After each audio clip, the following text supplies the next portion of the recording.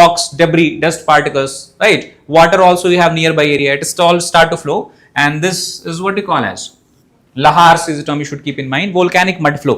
Okay, but the general term that we use here is lahars, plus the ash that is generated, right? The ash as that is generated because of this eruption threatens nearby settlement as well, right? So, for example, if we talk about the volcano, eruption is going on, ash particles are being released, and nearby what do we have? Fields. What will happen in short term? This ash will fall on this field, agricultural fields. So, what would they create? What is ash made up of? Nutrients, fertile nutrients or not? Right. So, in long term, it will increase the fertility of the soil. In short term, however, what is the disadvantage? Imagine people who are living in these areas, houses, they will get buried under ash. Okay, everywhere you have a smoke, dust and all these things. So, breathing is very, very challenging. Pollution will cause increase in respiratory infections. Plus, at the same time, water bodies you might have nearby, such as rivers and lake, what will happen to them? Get polluted. Whatever sources of water you have, what will happen to it? It will get contaminated. So, in short term, we can say ashfall is threatening nearby settlement. So, what you need to do? Evacuate people from the volcanic regions. That's what authorities have done here. Yeah, that is the eruption characteristics. Geographical significance, we have discussed part of what? Pacific Ring of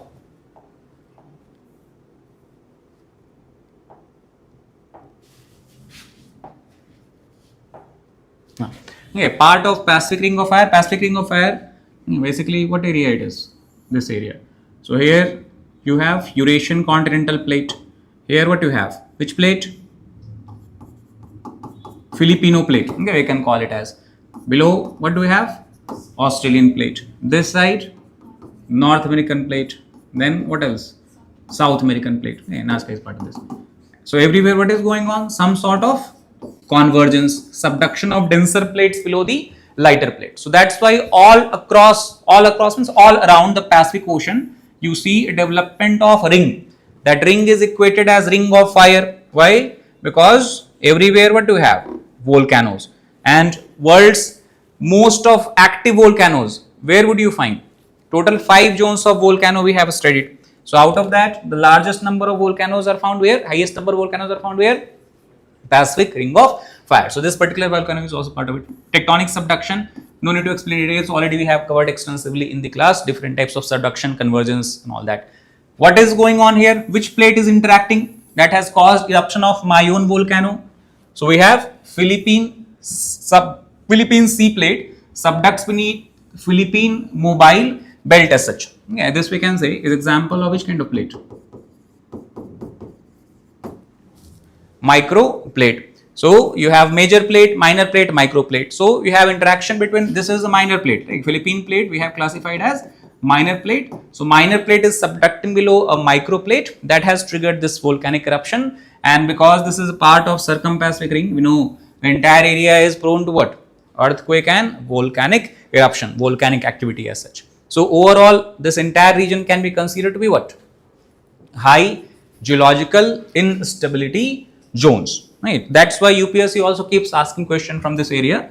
So you have to be mindful about recent geological phenomena. Simply we can say geological phenomena will cover all the 3: volcanic eruption, earthquake, what else? Tsunami, right? So from this year prelims also very important. Last year you have eruption of volcano after thousands of years. Which region? Kamchatka. And after many years you have a warning for tsunami, right? So that tsunami warning also was issued to all the countries in North America, USA, Mexico and all that. So that place become very critical. Critical means important from exam perspective. So go through that particular news also. And this is a recently new one, so maybe already you are giving exam this year, right? So maybe already they have prepared question paper. Will not ask about this at least. Historical eruptions, if you talk about, it has historically erupted multiple times. It has a long history overall, we can say. Most destructive eruption happened when? February 1814. Okay, and there is a town was called as Kagasava. So the entire town was buried under ash and lava. Over 1200 deaths were recorded. So again, from exam perspective, what we have to just keep in mind here, this place, okay, Kagasava, associated with a volcanic eruption in which country? Philippines. Okay, so one of the most destructive eruption, and that is the region where entire town was buried. Only you have a church that was left. Remains of this church you can see here. This is the remains of Kagasava church, and today it has become a historical site and also attract a lot of tourists. Right, so that's about the volcanic eruption. Right, About volcanic eruption, talk about destructive eruption. For destructive eruption, question can be asked: lava should have high silica or low silica?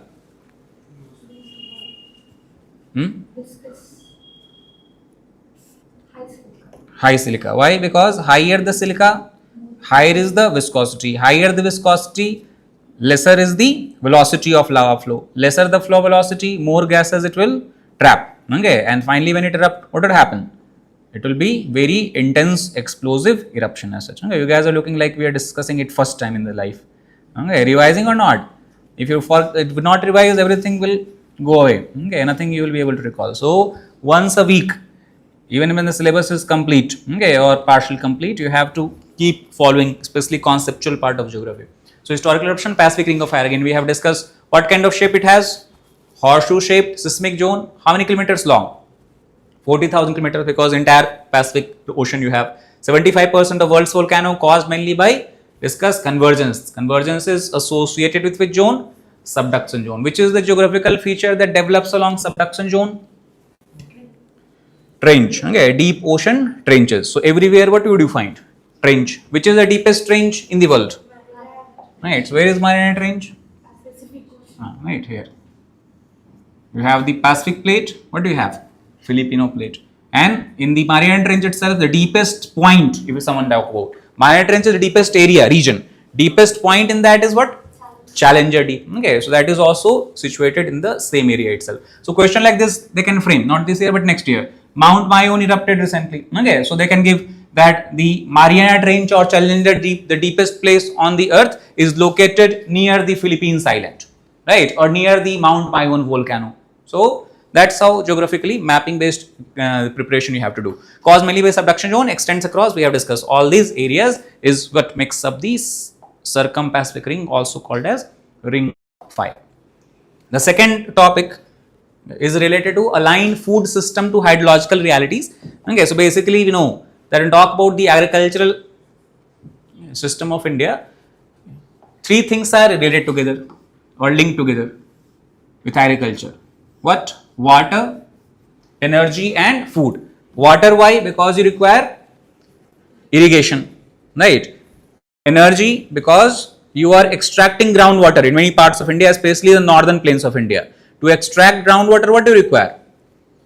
Electricity, right? Electricity is form of energy, and only when you are able to produce sufficient amount of crop, volume of crop, you are able to provide food to large population base that you have in India. So three things: water, energy, food. They are kind of a nexus, has formed a nexus, has formed an interlinkage, and that interlinkage is witnessing extent of crisis in India. Okay, so that was the report recently published by which agency? You have World Bank. The report is called as Nourish and Flourish. Okay, only when you nourish nature, what you will get as a result? Flourishing. Okay, so that's why Nourish and Flourish report. But the problem identified by World Bank in India is that food system is what? Misaligned with water realities.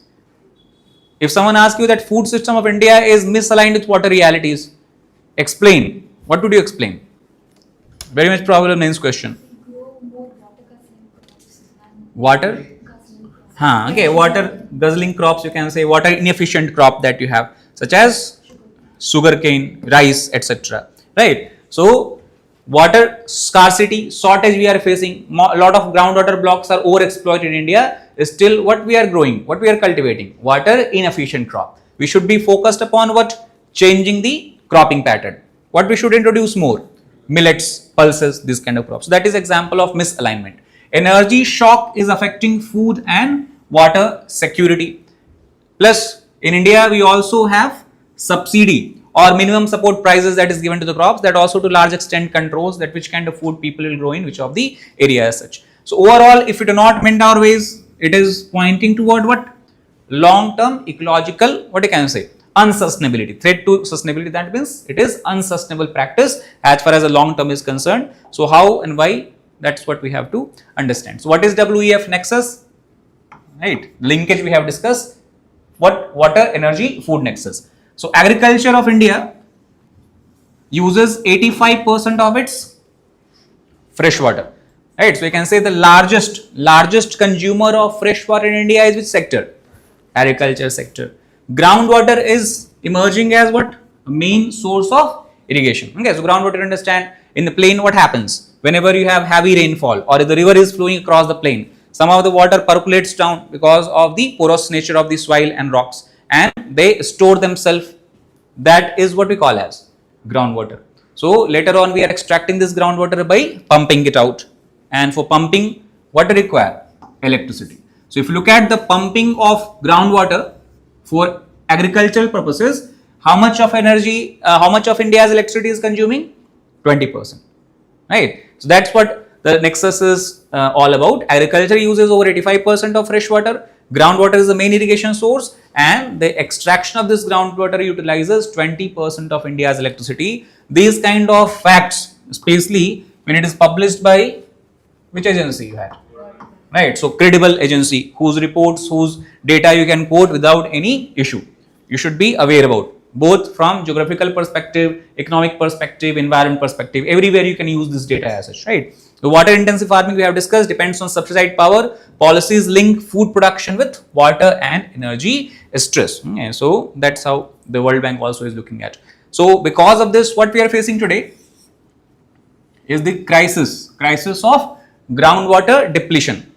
When we can say that groundwater depletion crisis has kicked in, two things are going on. Naturally, every year groundwater is recharged because rainfall occurs, river flows through it. But if you are extracting water at higher rate, greater rate, overall with passage of time, what would you experience? Deficit. This deficit, if it is not addressed, it will keep building up, and a time will come when it will become unsustainable for you to extract groundwater. Why? Because it has gone very, very deep. Right. So beyond 30 meter, 40 meter of groundwater has fallen. Extraction cost is so high that people generally stop extracting water. Okay. So for submersible pumps and all these kind of things. So groundwater falling by over 1 meter annually. I told you many areas already you have 30 meter level. So in next 10 years, you can imagine that these all areas, northern plains, would become what? Replete with problems of groundwater depletion as such. Northwest, South India classified already as overexploited because here anyway you have a relatively low level of groundwater. Okay, because rocks are impermeable in nature, semi-permeable in nature. Excess irrigation causing hydrological stress. Right? Why we are having this crisis? Not driven by drinking water, driven by what?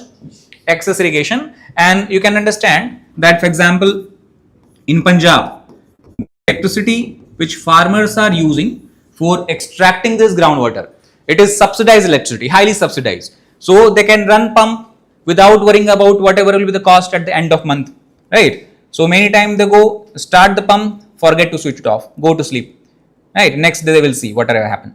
So they do not have this understanding that whatever water you're extracting today, right, you are allowing it to simply waste, because next day when sunlight will hit this area, what would happen to water?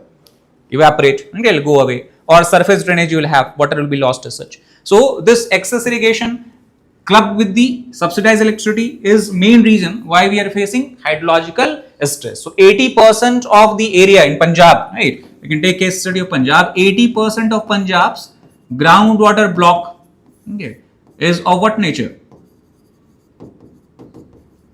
Over exploited. We are extracting water more than what is being recharged naturally every year as such. Only 20% areas, that is around the Satluj river basin that you have, is where you have sufficient volume of water. Global system may feed only 1/3 population by 2050 if we do not stop what you can call as over extracting groundwater or misusing the water. The entire global system may feed only how much population? 1/3 of population. Because imagine after 10 years, you do not have enough water for irrigation. What would happen to crop yield? It will go down. And crop production is directly linked with food security. So if you have less availability of food, only people who are having enough money can, right, buy this food. So what would happen? Starvation, hunger, famine that you're talking about. These all crises is expected to amplify and their frequency is expected to increase in future as such. Plus distorted agricultural practices also has been highlighted here that I told you already. What do you have? The concept of minimum support prices, it is given for only certain crops. So farmers think that we should grow what? Even if you have higher risk, rice and wheat, because at least government would be buying it from us. Encourages which kind of crop then? Water intensive. That's why we have become a kind of water exporting countries. Maybe in class we have discussed about this, because if you are exporting rice, what are you exporting? All the water also virtually that you have used for the cultivation of this rice. So we have become a water exporting nation, and also because of this policy, it discourages pulses, oilseed and millet shift, which is a suitable crop. Why it is suitable crop? Because all these crop are example of which kind of farming? Dryland farming as such. Okay, so can be grown even with a low volume of water. So do not have to extract groundwater. Even with surface irrigation, even with your monsoonal pattern of rainfall, will have adequate water to grow these crops as such, right? Reduced crop diversification, that also causes soil degradation. If you are support every year you are cultivating just rice. Rice is absorbing only one type of nutrient. That nutrient will start to what? Become lesser and lesser in this soil. So what do you have? Nutrient imbalance. What it results into? Overall soil degradation as such, right? So ecologically unsuitable farming practices, like we take example of Maharashtra itself, where a large area is under the sugarcane plantation. So recently Indian Council of Agricultural Research, they have stated as well that we should shift sugarcane producing areas from where to where? From the western part of Maharashtra to the Gangetic plains, because that's where you have the more water availability, okay, or the eastern coast of India where you have the deltaic regions and all that. So why? Because Maharashtra largely you have the arid drought prone regions. So most of water, 60% of Maharashtra's irrigation water that comes from dam goes to only 4% of crop, that is sugarcane. Remaining 96% of crop has to do with only 40% of water. So that is something can say what kind of farming it is. Ecologically unsuitable, unsustainable farming practices. So these are points we have to keep in mind. Energy and financial challenges, same thing. What do we have? Free electricity. So consumers are using electricity as much as possible without worrying about it. And because of this, it also economically influences which companies? Power distribution companies. Okay, because people are utilizing more power, giving what? Very low amount of money for it. India spent 1.5 lakh crore on power subsidies. We have discussed about this, irrigation based. Heavy dependence on what do we have else? Right, diesel and electricity. So also currently if we talk about, we are facing crisis. Why? Because oil and gas flow, natural gas flow has been disrupted due to Strait of Hormuz crisis. So if farmers, suppose there is no electricity in the village, what would farmer do? Use diesel to operate the pump as such, right? So if we are not dependent upon groundwater, the diesel that we are utilizing here could have been utilized somewhere else. So we would have rationalized what? Our use of the fossil fuels such as oil and gas. So that is also one problem we are facing. Oil import exposes agriculture to global shocks. Okay, that's the best example of this when you are writing the point. What I can give example of? Strait of Hormuz crisis, right? So rising fuel prices increases. What else? Inflation. And also fiscal pressure, because your trade deficit will widen, current account deficit would widen, forex reserve would also start to get depleted, right? That's why what recently Pradhan Mantri has stated, right, for appeal. So all these appeals are basically to curb what? Inflation, to preserve forex reserve, right? And what else? To conserve oil and gas, okay? So fuels and all. Solar pump, virtual water issue, PM, this is Kushum Yojana, you would have read about. Okay, solar panel based irrigation, solar irrigation pumps you have based on solar energy. Free daytime energy may increase groundwater extraction. So that is the double-edged sword, because here the purpose is to generate additional income opportunities for farmers. They are using their land to generate electricity. This electricity from solar energy they can sell to the power distribution companies. So they will get money from crop also, they will get money from their land by generating electricity also. But at the same time, if you think that solar energy is kind of what? For them it is kind of free, because they not have to use every day some oil, gas and all that kind of things. So this can lead to increase in groundwater extraction. Earlier subsidized electricity anyway have cultivated this behavior that people are switching on pump and are not switching it off. So imagine now they will think that it is now free. Sun is anyway giving us free energy, so run pump as much as possible. So what will happen? The problem can worsen in the northwestern part of India. Plus other thing is lack of regulations also. India export rice and sugar globally, as we have seen. That's why what we are doing, same point, exporting crop means exporting virtual water. If we were exporting more millets and pulses, we would be water importer countries. Okay, but virtually now we are exporting water because our farming is dominated by the cereal crops. Right, governance way forward is water, energy, agriculture policies work separately. Fragmented governance, weaken resilience, promote drought resistance, same thing, crops, millets, all these kind of things. Improve irrigation and groundwater regulation. Okay, people do not think that this is a kind of common resource. They put a pump in ground and think that I can extract as much water as possible. Okay, it is my resource because it is in my land, for example. So whenever you are able to encourage this feeling that what you are using is a shared resource, common resource, you have to be aware about the necessity of others. That is what we have to bring in the regulation also. Shift towards sustainable, same, water, energy, food, nexus, policies. That is some point we can keep in mind. Nice. Then third is 70 years of ED. What is ED? Enforcement Directorate. Okay, so fighting financial crimes, serving the nation, that is the motto. So Directorate of Enforcement or Enforcement Directorate. So it is celebrating first 70 years because when was it established? 1st of May 1956. Okay, so 1st of May 1956. So on 1st of May 2026, we celebrated 70 years of its foundation. Financial investigation agencies operate under which ministry? These are the kind of facts important from prelims examination. Which ministry? They have asked multiple times this kind of question. The particular organization is under which ministry? Who is the chairperson of this organization as such? So Ministry of Finance, plus its jurisdiction is spread across entire India. Okay, it can take cases anywhere across any states of India as such. Some basic facts. What is the nature and function? So first of all, what kind of agency it is? Executive agency which enforces which law? Economic or financial law. What is the main purpose of this agency? To take actions to support which kind of measures? Anti-money laundering. What is money laundering? In simple way we can say that people generate black money. Black money can be generated in two ways. For example, you are evading tax or you are generating this money as proceeds of what?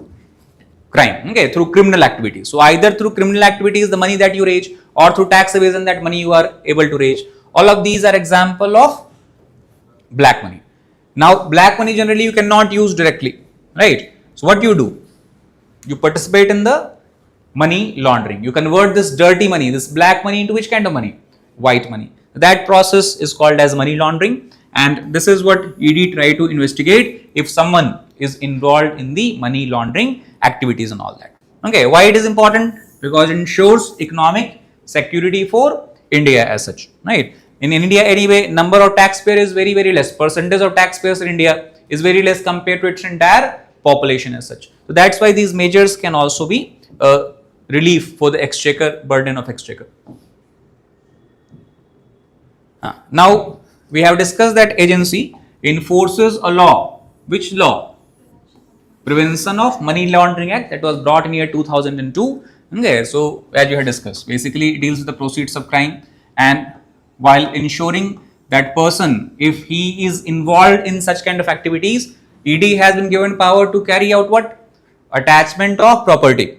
Attachment means confiscation, that you cannot use property anymore. Okay, it will go with ED as such. Plus, if the asset that you have in the banks or anywhere, it will be confiscated by ED. So many times what happens, you see, ED conducts raid, okay, on the houses. They find what? Bundles of cash, all. So that is confiscated, goes to government revenue, right? Search and seizure operation can be conducted, and overall this all are attempt to control same thing, that is money laundering. So this is very important act. Internal security would have studied about it. Yeah, Prevention of Money Laundering Act 2002. Then next is, it also enforces which law? FEMA. Okay, so foreign exchange violations, if like example we have discussed, okay, internal security like Naxalism. So one of the major sources of fund for Naxals was what? It was coming from NGOs. It was coming from this what you can call as the agencies that basically receive donation from foreign donors.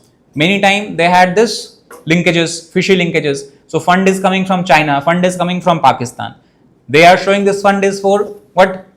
Working for social welfare schemes, social welfare purposes, but the fund is being diverted to support what? Naxal causes. So whenever you have such kind of violations, it is also basically penalized by what? Which agency? Enforcement Directorate such. Plus it is also empowered to carry out investigation for which kind of operations? Hawala operations. What is Hawala operation? Okay, best. So best way to explain is movement of money without physically moving the money. Right. So how does it operate? For example, you have a politician or anyone, okay, a corrupt person sitting in Mumbai, right? Mumbai, and he want to send money where? To Delhi, and he has gotten this money from what? By tax evasion or by as proceeds of crime. So all this money is in cash. So suppose he want to move 1 crore from Mumbai to Delhi. Can he move it physically? Like theoretically yes, but practically it will be difficult because he can be caught anywhere while moving the money, airports, railway stations and all that. So he will contact who? Hawala agents. Hawala agents have their offices or agents, basically agents everywhere in all the cities. So he will contact Hawala agent, right? Hawala agent will take some commission and he will inform his agent where? In Delhi, that I have received 1 crore, give 1 crore to the person he want to send. So what has happened? Money moved from Mumbai to Delhi without physically moving the money. Same thing happens at international scale also, India to Dubai, right? Dubai to India. So that kind of thing. Such investigation also is carried out by the agency. Illegal forex transactions that you have, plus also taking actions against who? Fugitive economic offenders as such. Okay, that means who have carried out what you can call as a lot of gaban ghotalas and all that, right? And then they have fled the country. So that is also under the jurisdiction of enforcement directorate, plus property seizure we have discussed. All these people, like for example, Vijay Mallya, you can take example. His entire property is what? To large extent has been seized by agencies, government agencies such as ED. Some of the property has been taken by SBI also, Punjab National Bank also and all that. So property seizure also is carried out. Yeah, that's the FEMA for you. That's the difference actually between CBI and ED. CBI can also investigate corruption related crimes, but it cannot directly attach property without court order. ED can attach property even without court order. So biggest difference between CBI and Enforcement Directorate. Organizational structure, you have the agencies headed by a director, right, called as Director of Enforcement. Headquarters is where? In New Delhi. Plus you have 10 zonal offices. Zonal offices are in the major cities of India, like metropolitan cities, right? For example, what do you have? Mumbai, Bangalore, Chennai, Hyderabad and all that. And then within that, what do you have? 11 sub-zonal offices. So these sub-zonal offices are in the second and third most important cities of particular state as such, right? Who are basically officers who are part of ED. So IRS, IPS officers, sometime from the cadre itself, Enforcement Directorate cadre, that basically are recruited by the which exam you have? SSC examination, right? So those junior officers also are basically promoted. So that's the organizational structure, like custom and all. Then next is 1 year of Operation Sindoor. Okay, recently we have seen completion of 1 year.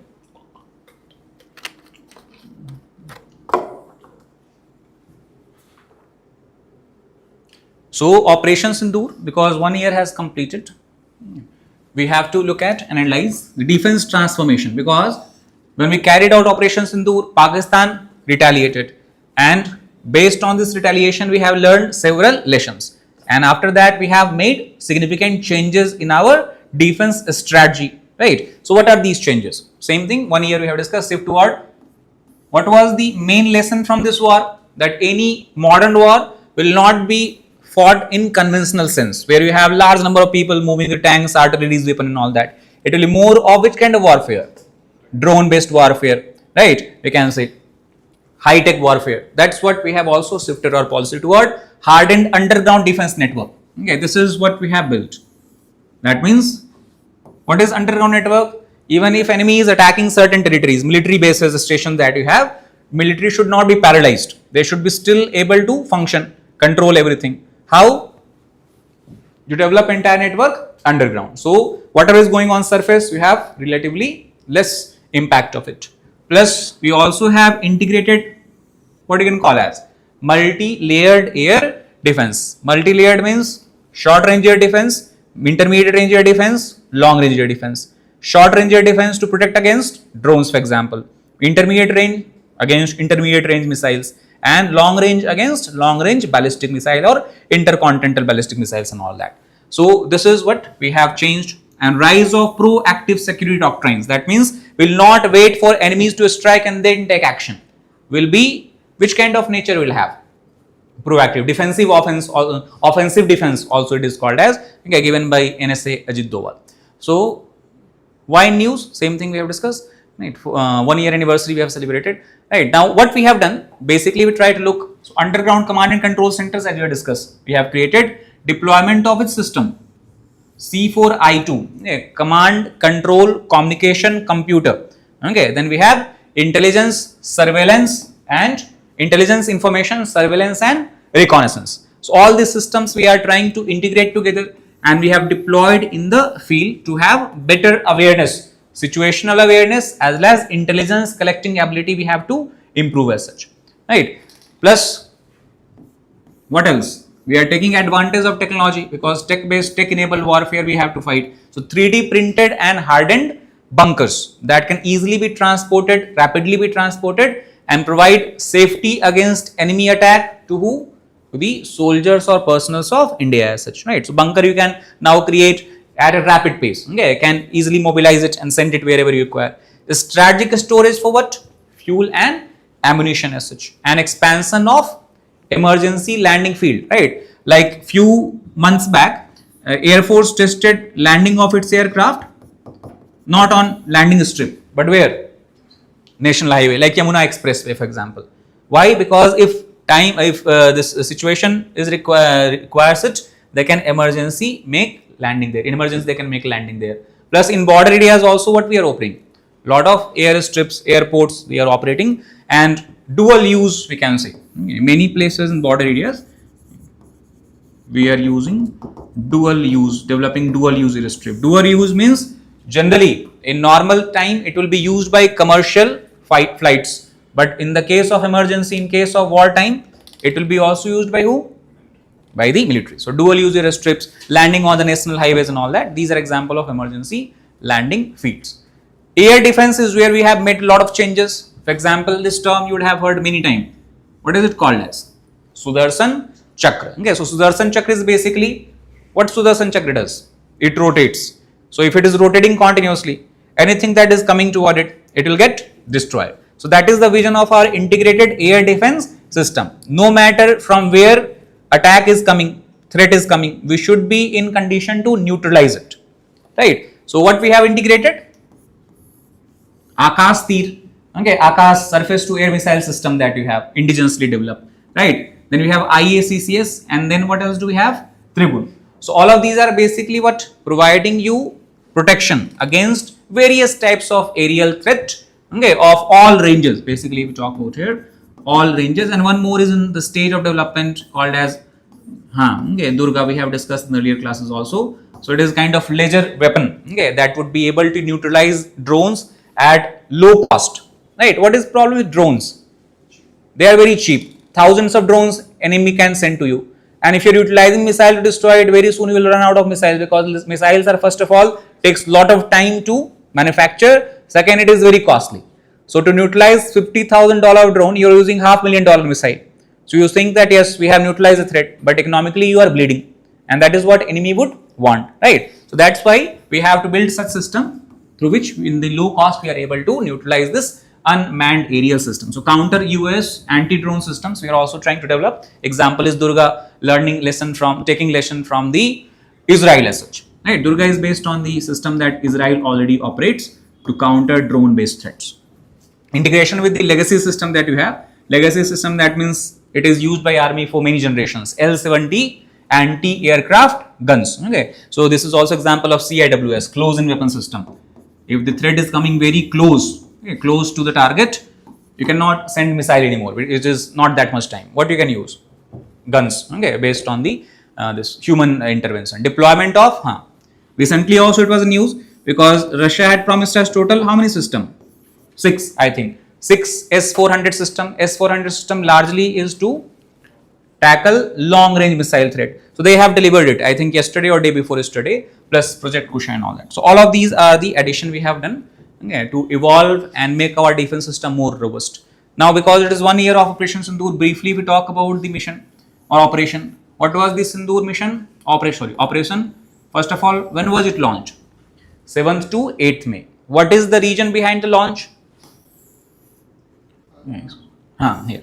Response to Pahalgam terror attack. Okay, in Basaran Valley of Pahalgam, okay, terrorists entered through Pakistan and they killed innocent civilians. So as a response, we have taken a measure of Operation Sindoor. In this operation, Indian Air Force used with jets, Rafale jets, that was lashed with Scalp missile and Hammer missile. Scalp also called as Storm Shadow.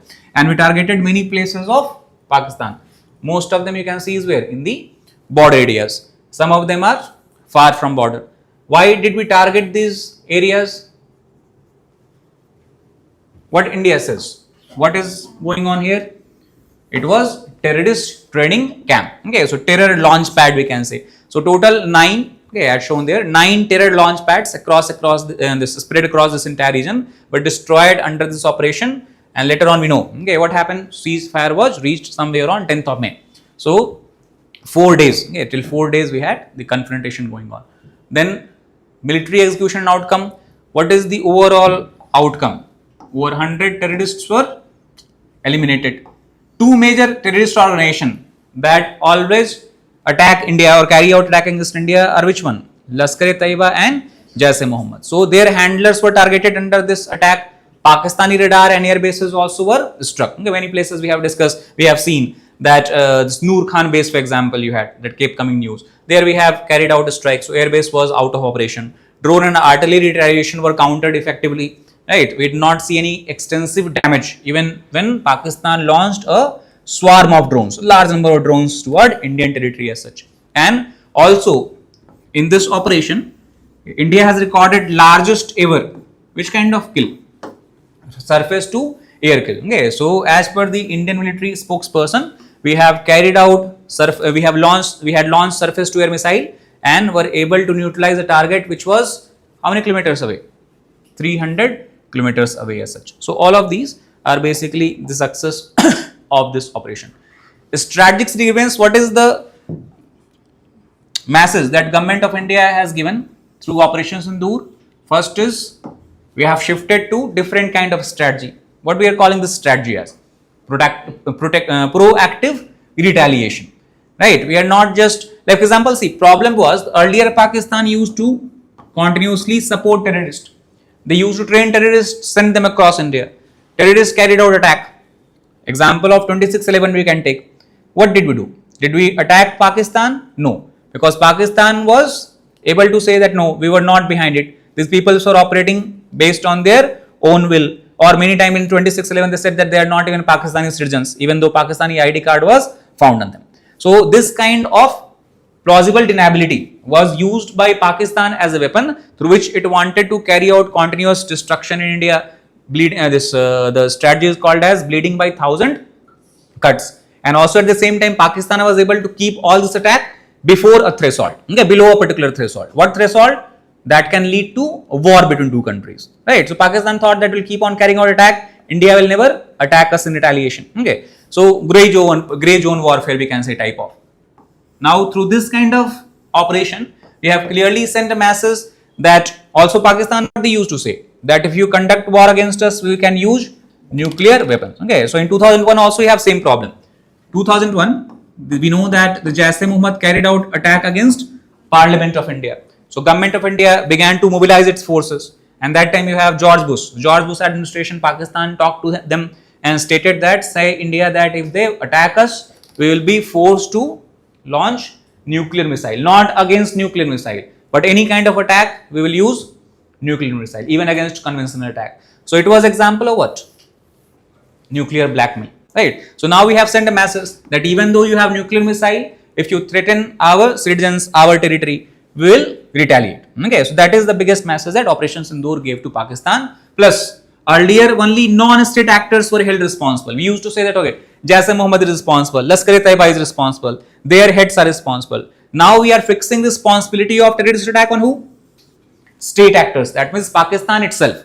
And India clearly has stated that Pakistan has crossed the red line because they are the one who are supporting and encouraging this non-state actors, right? Without the help and support of Pakistani state, Pakistani government, terror agency cannot, right, carry out attack against India. They cannot develop there. They cannot grow there. It's not that they are running terror camps and Pakistani government does not know. They know about it. They are the one who are enabling it. IAS is enabling it. So that's why we are trying to ensure that we will hold accountable state also. Dole doctrine was news. That is, I told you, what we will do. We will ensure our defense, but by using what means? Offensive mean. Earlier you had offensive defense. Now what we have? Defensive offense as such.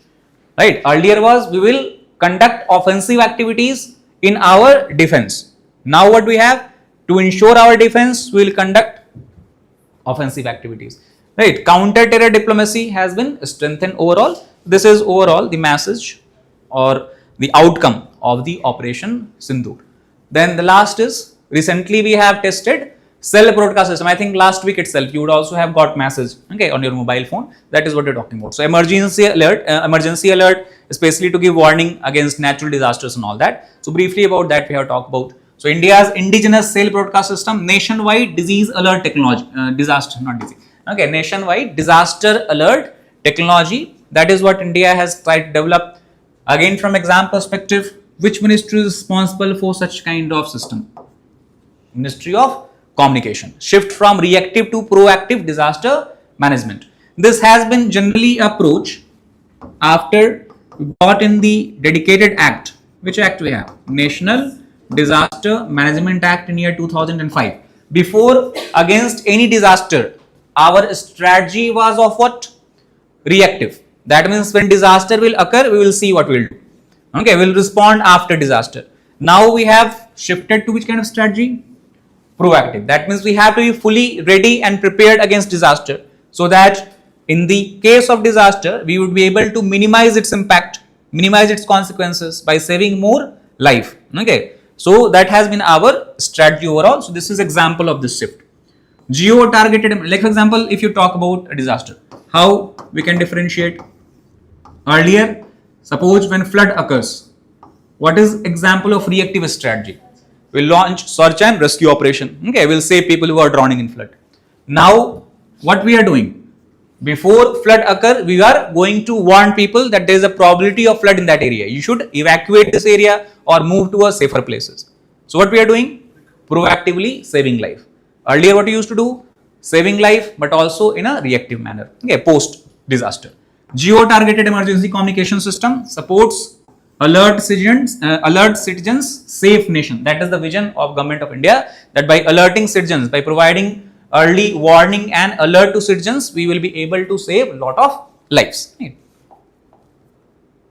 Now what is cell broadcast system? So first of all, if you look at the brief history of it, it is one-to-many mobile alert technology. Single system will send messages to multiple mobiles in a given geographical region. Right, developed by initially European Telecommunication Standard Institute (ESTI), first demonstrated in year 1997. Successful demonstration was conducted in Paris.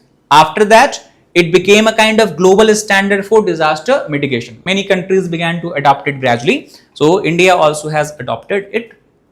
Right, features is integrated with the CAB-based SASE platform, works without internet or phone number. That is the interesting thing. Okay, government does not need to know your phone numbers, okay, or they do not need to have connectivity to Wi-Fi or mobile internet. You will get message anyway, right? Second, people are sleeping, they have put phone on silent mode and flood has come.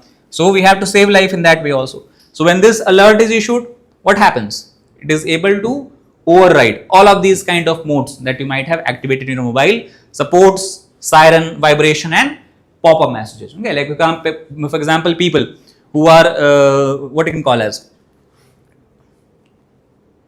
physically disabled, for example, they're not able to hear, okay, auditory this problem they have, so they will understand by vibration, right? Pop-up messages, so all kind of modes we have there. Plus we have also incorporated different languages, English, Hindi, and depending on whichever region messages are being broadcasted, regional languages will also be seen there. So the message you would have got, there would be also what written in Kannada, okay, so that is how it is working. Advantages over SMS alert. What is advantage?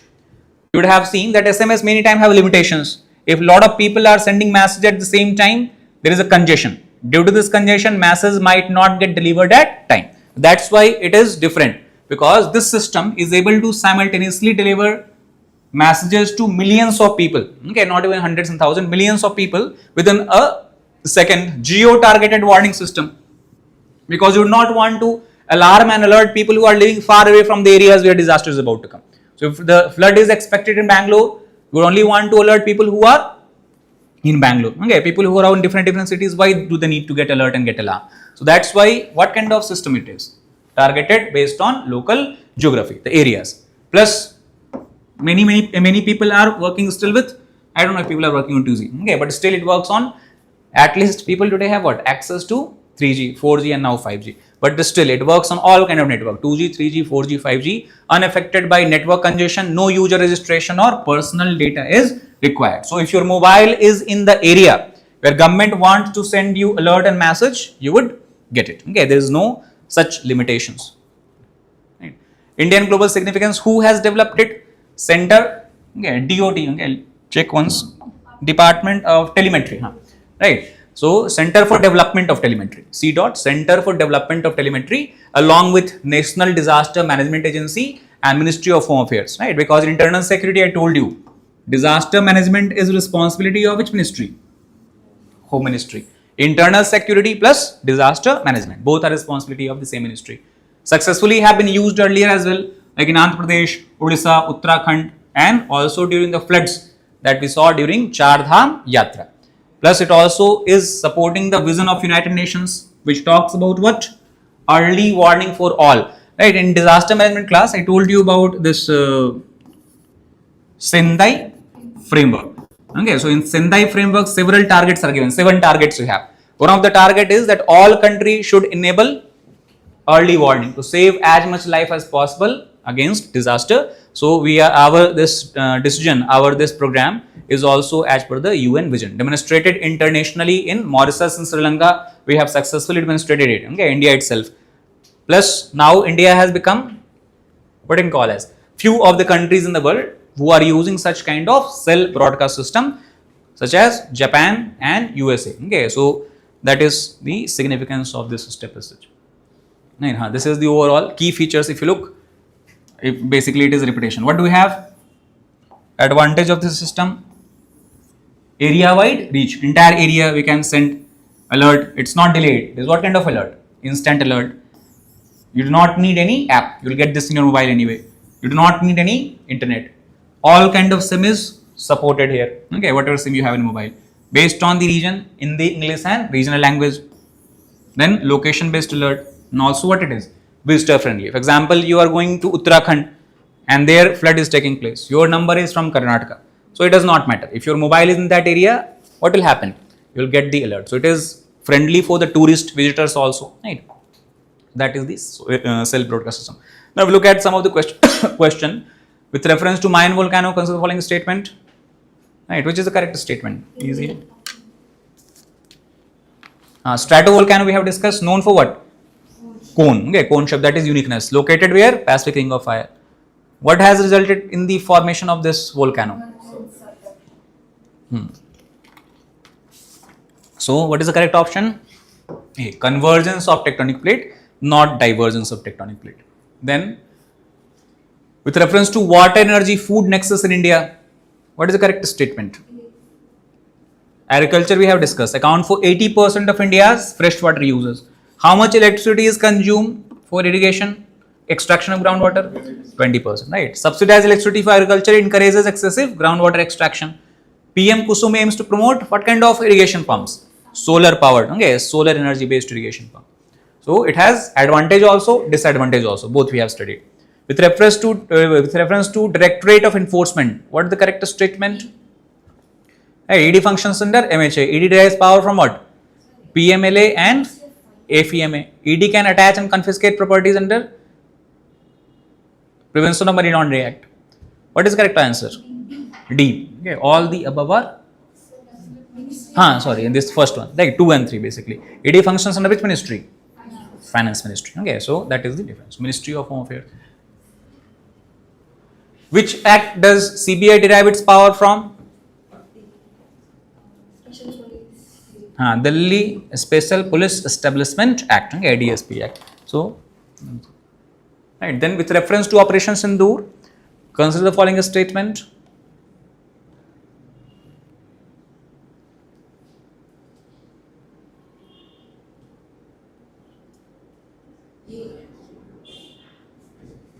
What is the correct statement? Simple. A. Okay, 1 and 2. What we have this included as a new doctrine?